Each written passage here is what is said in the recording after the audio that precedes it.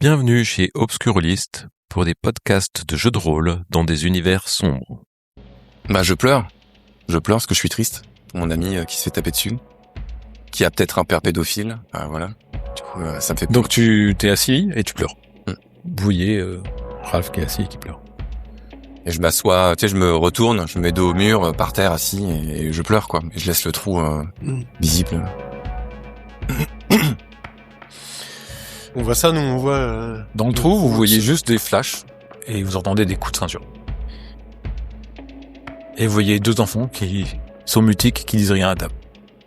Les petits frères et petites sœurs de Tom. Le mur, il est en quoi? Enfin, on peut pas le détruire. Non. Moi, je me dis que c'est de ça dont Thomas, il voulait qu'on le protège, qu'il nous en a jamais parlé. Et ouais, ça me rend triste aussi, parce que je me dis que s'il nous l'avait dit, si c'était confié à nous, on aurait fait quelque chose, quoi. Je mets quand même un coup de couteau dans le mur. Tu mets un coup de couteau dans le mur. Ouais. J'ai envie d'agrandir le trou. Ouais. T'essayes de t'acharner dessus et ça marche pas. Et tu te retournes et par terre tu vois un Polaroid. Je le ramasse. Ok. Tu vois juste une photo mal prise de sol. Puis tu vois un autre Polaroid plus long. Sur tes pas en arrière. Je suis les photos. Vous voyez Gabriel qui repart et qui suit comme le chemin du petit poussé si on veut. C'est des petites photos de Polaroid qui sont dispersées sur le chemin que vous avez emprunté jusqu'à maintenant. Ouais, moi je la suis. Et puis... Tu fais quoi, Ralph? Non, je suis pas. Ok. Tu sens des bruits derrière toi. Je regarde dans le trou. Des grignotements. Tu vois des visages d'enfants qui se mettent au mur. Et des bras qui commencent à en sortir.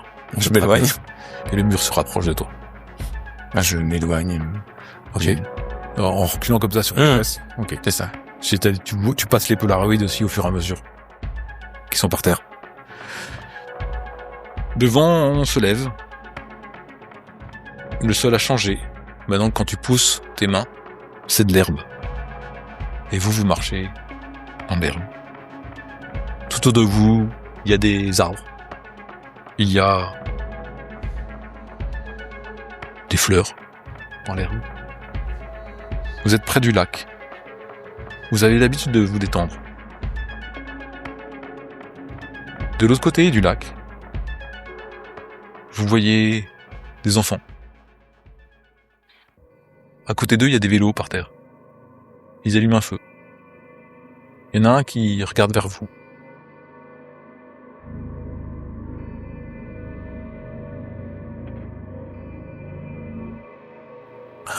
Ce soir, vous êtes tous occupés. Vous êtes tous les 5 là. Michael, tu souffles peut-être sur le feu pour que les flammes s'emparent des bois. Gabriel, peut-être t'es assise à côté d'Ursula, les pieds dans l'eau. Et Ralph, lui, répare la chaîne de son vélo qui a sauté pour la 3e fois aujourd'hui. Il y a Thomas qui vous interrompt. C'est qui, eux? Et vous voyez, ils montrent de l'autre côté du lac. Vous regardez, vous voyez rien. Qu'est-ce que vous faites? Bon, c'est rien, c'est des gens qui se promènent autour du lac. On voit rien, t'as dit. Oui, il y a rien. Qui ça? Je vois pas. Ça va, Thomas? Pourquoi les enfants, ils nous embêtent toujours? Il y a des enfants qui t'embêtent? Comme tout le monde, hein, comme Ralph à l'école. Parce qu'on est différents d'eux. Tu sais, faut nous le dire, et puis on va leur faire voir, quoi.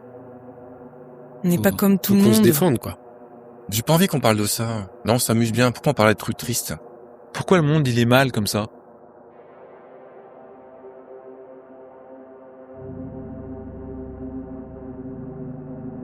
Tu veux pas qu'on joue à un jeu, plutôt? Et Ralph, pourquoi on est amis tous? Pourquoi on est amis? Parce qu'on s'entend bien, on a des points communs, je sais pas. On se serre les coudes. Ouais. Il y a Ursula qui lui tend un bâton avec un chamallow fondu au bout. Il le prend, il s'assoit à côté d'elle. Il est silencieux. Vous êtes tous les là, en train de faire chauffer vos chamallows autour du feu. Vous ferez quoi quand vous serez grand? pense que je serais peut-être dans un groupe. Ah ouais, moi je fais chanteuse. À un moment donné, j'ai le sourire qui baisse parce que je me rappelle à quel point je chante mal. Bah ouais, peut-être. Ouais. Ah ouais, ce serait cool. Et toi? Je sais pas, pompier peut-être. Ça peut être cool, pompier, non? Et puis, ouais, il y a un équipement, des casques et tout. C'est assez cool. C'est stylé, quoi. Tu réponds quelque chose, Soral? Ouais, moi je fabriquerais des ordinateurs, je pense. Bah oui, évidemment. Et toi, Thomas? Moi je grandirai jamais. Quoi? Bah tout le monde grandit, t'as pas le choix. C'est nul comme truc, ça. Oh, Ralph. Bien sûr que tu grandiras. Tu pourras faire ce que tu veux comme ça. Regarde, les adultes, ils font ce qu'ils veulent. Non, je grandirai pas. Pourquoi tu dis ça?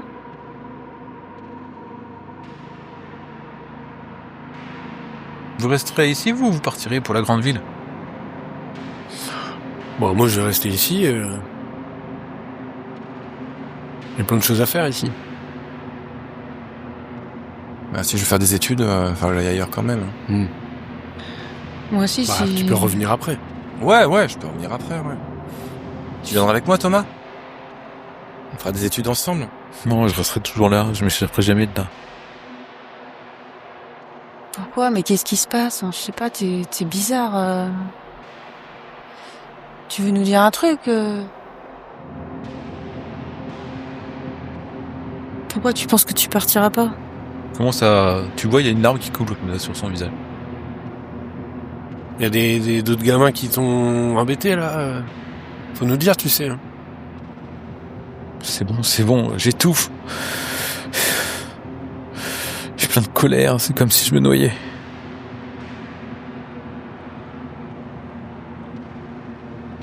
Je sais pas trop quoi dire. Moi non plus, je sais pas y faire, là. Ça me dépasse un peu quand il est comme ça. C'est bon, laisse tomber. Ah, on sera toujours avec toi, tu sais.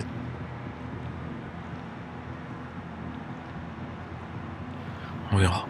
Oui, Ursula, elle est là. Ouais. Elle sait pas trop, elle essaie de le prendre dans les bras en fait, mais il la repousse. Et puis... Elle le reprend encore une fois dans les bras, puis il pleure cette fois-ci à chaudes larmes dans ses bras, puis il se lève et fait... Bon allez, je rentre. Il prend son vélo et il part. C'était l'heure de partir, là? Ouais. C'était le soir, c'est l'heure à laquelle vous rentrez chez vous. Bah attends, je t'accompagne. Enfin, pars pas tout seul. À demain.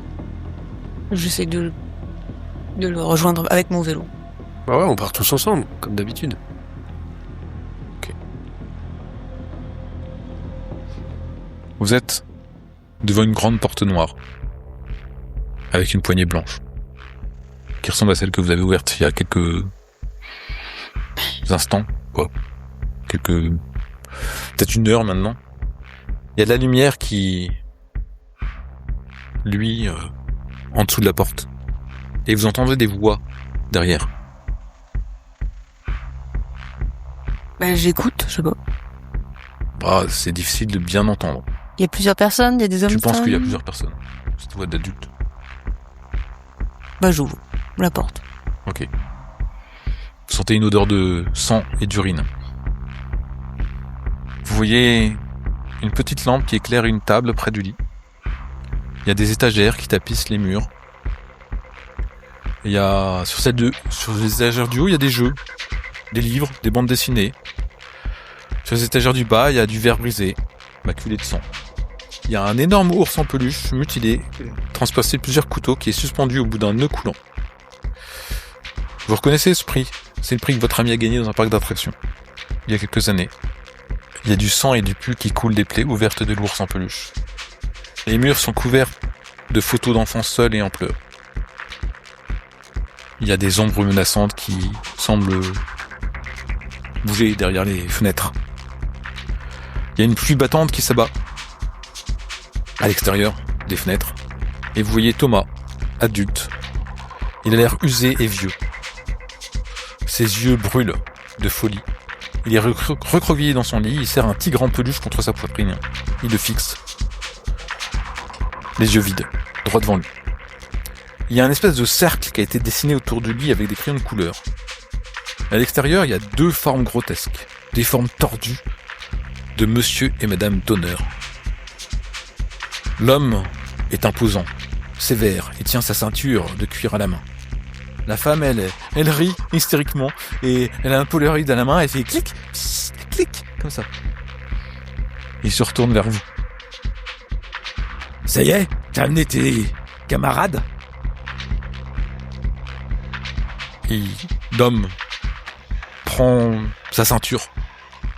Il avance vers toi, Ralph. Qu'est-ce que vous faites? Je...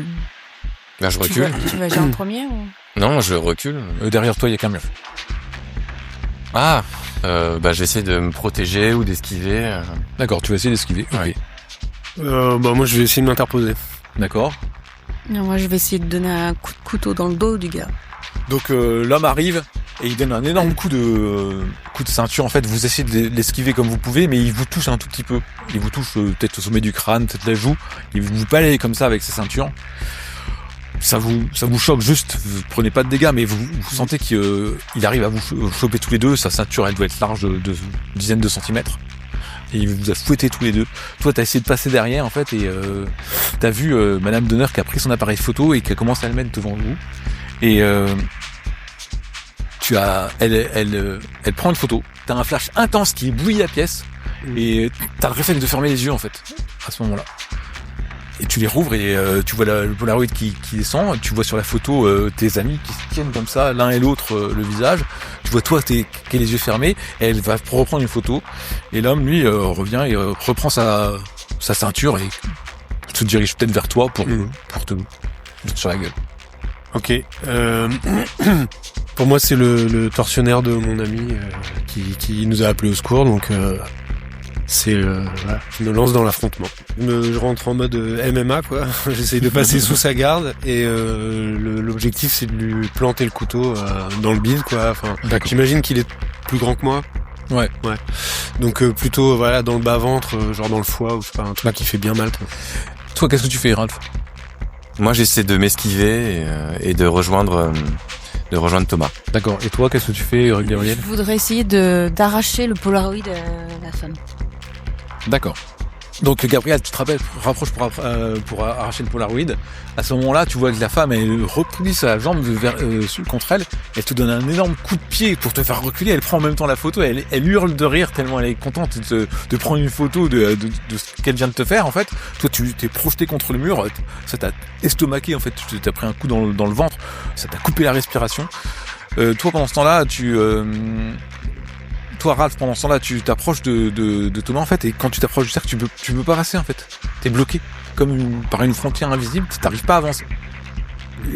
Michael, toi, t'arrives pour donner un coup de couteau par en dessous, donc tu transperces le ventre adipeux de l'homme, tu lui plantes ton couteau à l'intérieur, il te regarde comme si tu lui avais rien fait, en fait, et il bloque ton cou dans la ceinture, il commence à serrer violemment en disant viens voir papa. Et tu sens que ça commence à serrer en fait et t'arrives pas à te libérer, tu sens et ça comprime ta pomme dedans là comme ça et le visage commence à rougir. Tu vois ça entre autres Ralph, mais tu vois aussi Thomas qui est là, qui est mutique, qui dit rien, qui a le regard. J'essaie de l'interpeller. Je fais Thomas, aide-nous Thomas. Et t'entends le père qui dit ouais viens m'aider Thomas, tes copains ils font n'importe quoi. Tu fais quoi, toi Alors, elle est comment, la femme? Elle est morte de rire. Elle a toujours son appareil photo sur son visage. Ouais. Elle est proche de moi ou pas? Non, elle t'a repoussé. Elle est à 3-4 mètres. Tu vois, par contre, tu vois le visage rouge de Michael, quoi. Et du coup, est-ce que je suis dans le dos du gars? Oui, peut-être, parce qu'il s'est retourné pour parler à Thomas. Du coup, ce que j'ai essayé de faire la dernière fois. Donc, je sors mon couteau et j'essaie de lui planter entre les omoplates. D'accord. Ok. Donc t'arrives et tu vas planter le couteau dans les omoplates. Il y a un flash qui t'éblouit à ce moment-là. Mais ta mère qui fait non. Et puis à ce moment-là, l'homme il crie et il lâche un tout petit peu l'étreinte et donc tu enlèves ta tête rapidement. Et Thomas dit rien. Il est mutique, il dit rien. Je enlève le couteau. Ouais. J'essaye. Ah, j'ai peut-être pas le temps. J'aurais voulu prendre mon... C'est trop tard, ouais, parce que j'ai toujours mon spray au poivre. Ah ouais. Tu vas chercher ton spray au poivre pour lui mettre dans la gueule, ça? Oui. Ok, tu fais ça. Tu fais quoi, toi? Moi, je reprends un peu mon souffle. J'ai la sensation que c'était un adversaire trop fort pour moi. Je pense que j'arrive à situer ça par rapport à mes compétences de combattant. Si je vois Gabriel agir, je vais rester dans les parages. Sinon, c'est plutôt, je vais essayer d'aller vers Thomas, en fait. D'accord. Et toi, Ralph? J'enlève ma ceinture et je donne des coups de ceinture au père. Ok, t'enlèves ta ceinture et tu commences à donner des coups de ceinture. Un mec, ça fait marrer. Le mec, il fait, ah ouais, on va s'amuser. Ouais, mais c'est Thomas qu'il faut viser. Et puis il commence à essayer. Voilà, ça a l'air de l'amuser. T'as un mère qui prend des photos comme une folle. Et toi, tu cherches ton spray. Tu te rapproches de Thomas. Il y a comme une barrière invisible qui t'empêche de passer, Michael. Toi, tu cherches ton spray au poivre et tu le trouves pas. Ton spray au poivre. Et c'est dans ta poche arrière. Ah, il a dû tomber quand t'avais essayé d'ouvrir la fenêtre et que t'es tombé en arrière. Peut-être tu l'as laissé là-bas. Donc t'es en train de tâter ta poche arrière, tu vois rien. Et tu vois la mère de Thomas qui s'approche de toi avec elle aussi une ceinture à la main. Mais vous sentez tous, à ce moment-là, une odeur de chair brûlée. Et une chaleur intense qui arrive. La pièce semble d'un seul coup s'agrandir. Et vous vous retrouvez à plusieurs mètres les uns des autres. Comme si toutes les distances étaient dilatées d'un seul coup. Et vous voyez monsieur et madame Donner qui se mettent à quatre pattes et ils commencent à ramper par terre, et comme ça, à ramper comme des êtres soumis. Et il y a une chose qui émerge de l'ombre. C'est un homme grand, vêtu d'une robe rouge flottante. Il a des gants en fer, un casque de fer. Le casque semble cloué sur sa tête, qui lui couvre la majeure partie du visage, pas le bas. Il y a une odeur de chair carbonisée qui l'accompagne. Et il irradie une chaleur intense, cette même chaleur que vous avez tous ressentie dans les vérandas ou dans le couloir. Peut-être que vous êtes face maintenant au collecteur. Les donneurs se sont recroquevillés au sol, ils hurlent, ils rampent comme des animaux sauvages en position de soumission. Ils se mettent dans un coin, se blottissent, ils montent leur ventre. Vraiment comme des animaux. Vous avez l'impression d'être tout fin, comme des allumettes. Tellement la pièce s'est dilatée, comme ça vous ne comprenez pas ce qui se passe, mais c'est la même situation aussi. Vous êtes non loin de Thomas, tous les deux, pas très loin du cercle. Et toi, t'es un peu plus loin de tes deux camarades, de tes trois camarades. La chose vous regarde un court instant de ses yeux de braise et se tourne vers le lit. Qui sont ces âmes que vous avez ramenées chez nous? Thomas sursaute. Il tend la main vers vous et, en vous montrant l'un puis l'autre. Prends-les plutôt. Ils sont à toi. Tu n'as aucun pouvoir sur moi. Prends-les, eux. La créature cauchemardesque se tourne à nouveau vers vous. Le pécheur et les anges. Qui acceptera la culpabilité de ce qui s'est passé ici? Moi, je suis un peu étonné. La culpabilité de ce qui s'est passé ici. On est coupable de rien, là. Je comprends pas trop de quoi il parle. D'accord. Je suis pas sûr de comprendre de quoi il parle non plus, mais je comprends que Thomas, sa manière de se sauver, c'était de nous demander de se sacrifier pour lui, en quelque sorte, de prendre sa place. Et ouais, je reste stoïque pour l'instant. Oui, même déduction. J'ai été très étonnée que Thomas nous vende, dise à la créature de nous prendre nous au lieu de lui, que c'était forcément un piège. Après, je vois pas ce qu'on peut contre cet être. Moi, je compte pas fuir. Je sais pas, je repense au tableau, mon prénom, Gabriel et tout. Vu que j'ai vu plein de choses complètement extraordinaires, irréelles, je commence un petit peu à avoir des idées un peu comme ça et je me dis moi je l'affronterai. Cette fois-ci, je vais pas fuir. On a peut-être loupé un truc quand on était petit. Donc. Tu veux interagir avec quelqu'un, avec Thomas, avec quelqu'un, avec le collecteur. Tu veux faire quoi? J'imagine, je sais pas, dans mon imaginaire, Thomas, il a fait venir ce truc-là, mais je comprends pas parce que visiblement ça l'a pas protégé de ses parents. Alors, il y a plein de choses que je comprends pas, donc. Ou alors, oui, j'interpelle Thomas pour vérifier qu'effectivement ce qu'on pense c'est juste. Je dis tu nous as fait venir ici, Thomas, tu nous as fait venir ici pour qu'on soit sacrifié à ta place, c'est ça? Tes amis, tu nous en veux à ce point de pas t'avoir aidé, c'est ça que c'est pour ça que tu nous as demandé de venir 10 ans après?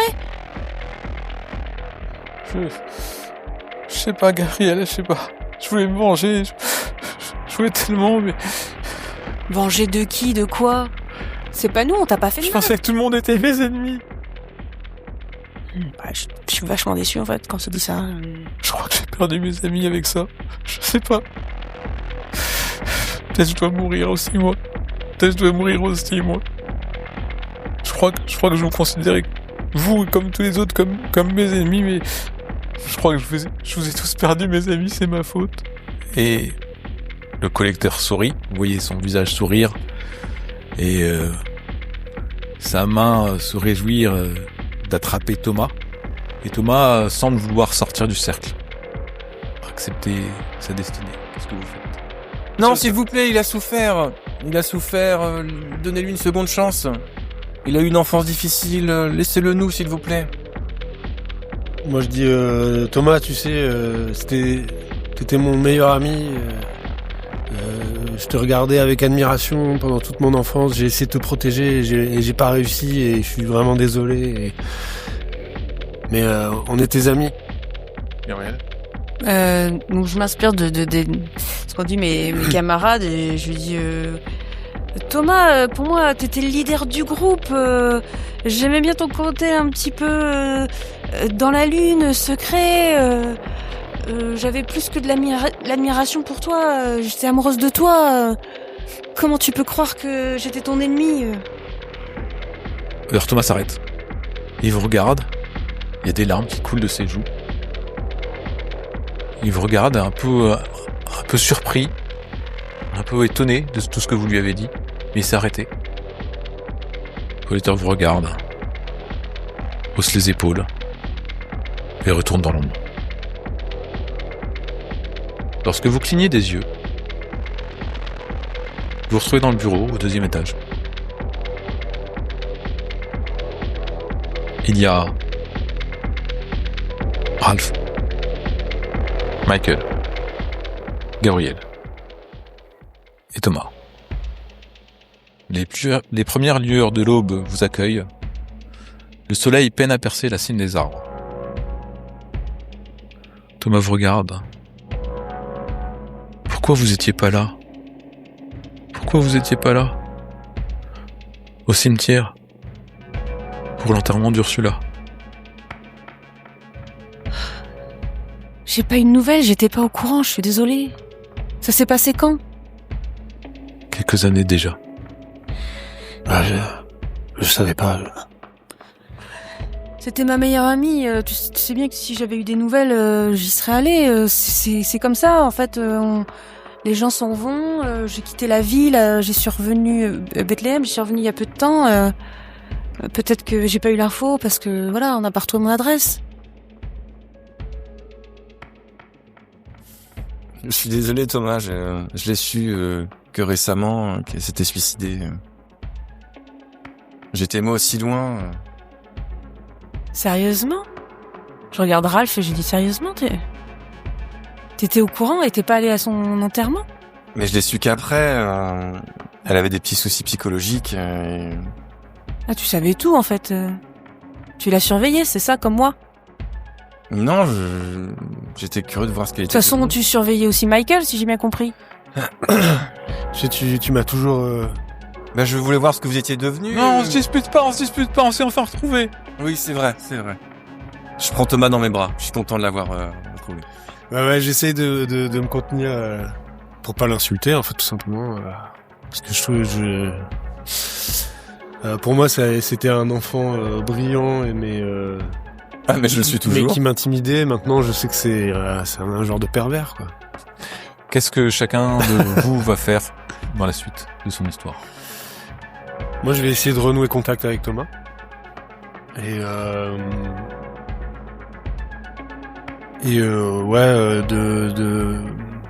de rester proche de lui pour vérifier que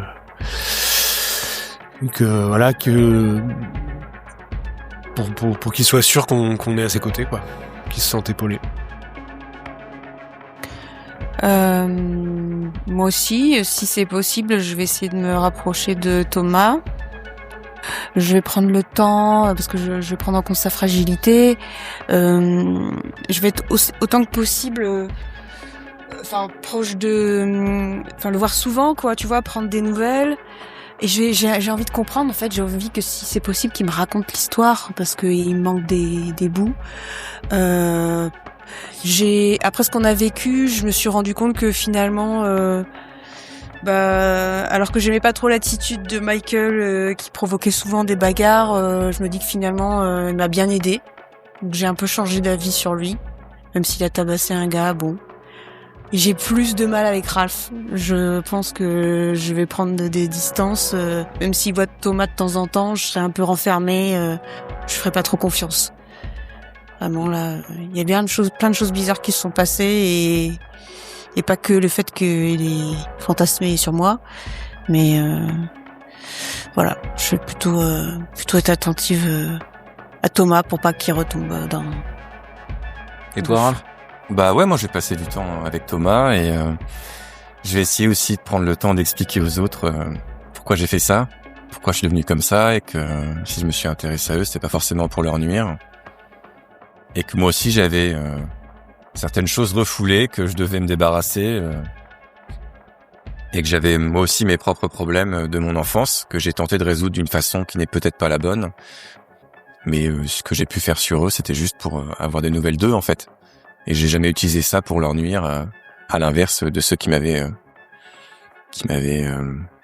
harcelé quand j'étais enfant.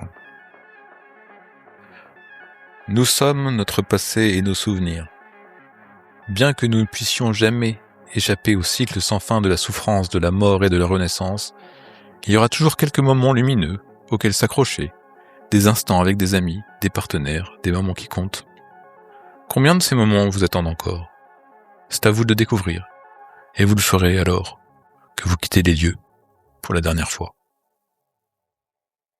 C'est la fin. Merci pour votre écoute. Nous espérons que vous avez apprécié ce scénario, et nous vous proposons, juste après, le débrief des joueurs. À très bientôt sur Obscurolist. Alors, le débrief? Non mais attends, il bat un mec à mort sans raison. Non, il est sympa. Moi je suis pas très sympa parce que des fois, voilà, sur des photos, Des fois, je me fais plaisir. depuis 10 ans, Ça peut arriver, tu quoi. me suis tous les jours. Mais c'est toi qui laisse des preuves partout, là, à faire n'importe quoi, là. Je laisse des Dans ta vie de preuves. débauche. Tu crois que t'es fier de toi, hein? Je suis content. T'es jaloux, c'est tout. Ça peut avec pas toi. avoir passé mes nerfs sur Ralph. Ça aurait pu arriver à plusieurs reprises. Est-ce que ça vous a plu? Ouais, c'était cool. mec. Ouais. Moi, j'ai particulièrement bien aimé.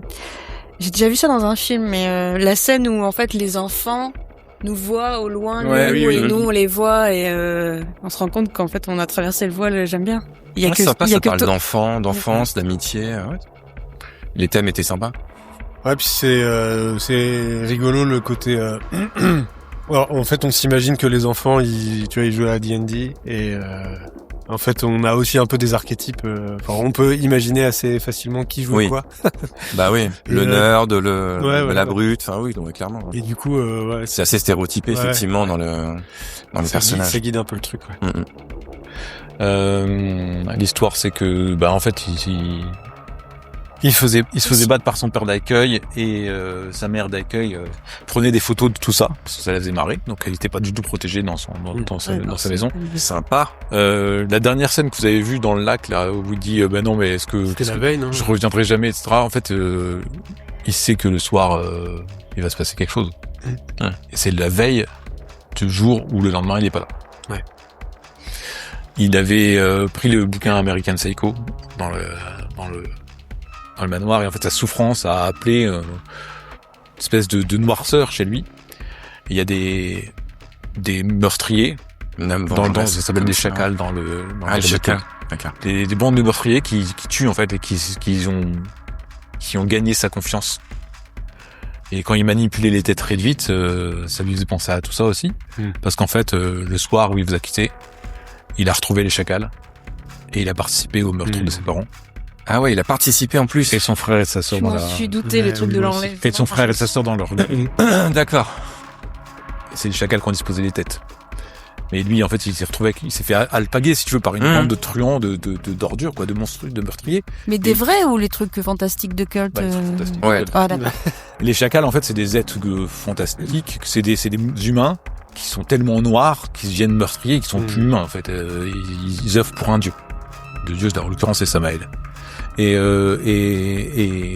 donc en fait voilà, et lui en faisant ça il s'est retrouvé aux enfers, et le collecteur c'est quelqu'un qui veut avoir son âme en fait en quelque sorte, et il est temps qu'il paye. Donc à la fin vous avez un choix en fait, ou de l'aider ou de pas l'aider. Moi je voulais pas que Gabriel elle s'en aille aussi hein. Non, je rigole. Alors il y avait plusieurs choix. Comme t'as intervenu avec Thomas, et que t'as été gentil avec lui, avec quand tu l'as pas dénoncé quand il avait volé billets de $100, etc. Oui. T'as une histoire de complicité. Ouais.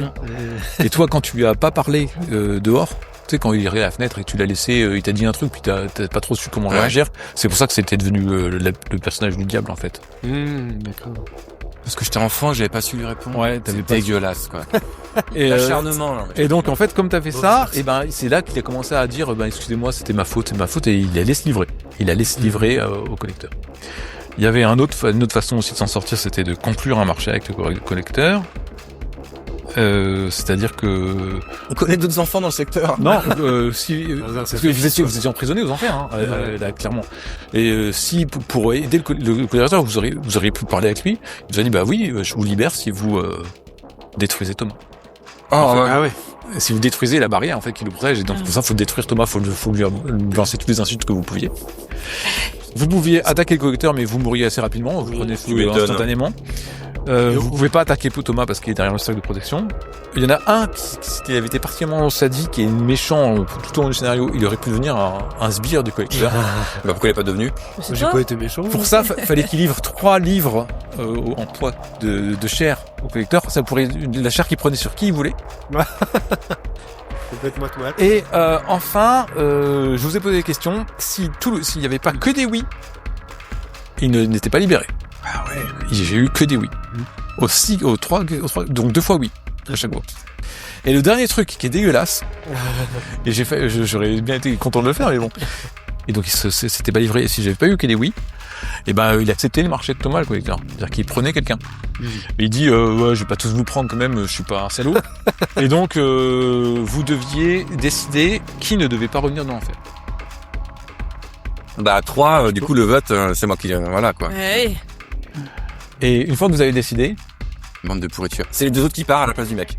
Ouais. c'est vous qui restez, Oh, et trop c'est fort. Thomas et Raph qui parlent. Ah mais moi je C'est le sadisme ultime du mec. Tu m'aurais pas balancé? En fait, On peut balancer Gabriel. Hein. Michael, il a un côté, il se sent coupable de pas avoir aidé son pote. C'était son meilleur ami quand même, le Thomas. Là. Et il y a un truc un peu sacrificiel. qui est possible à mon avis.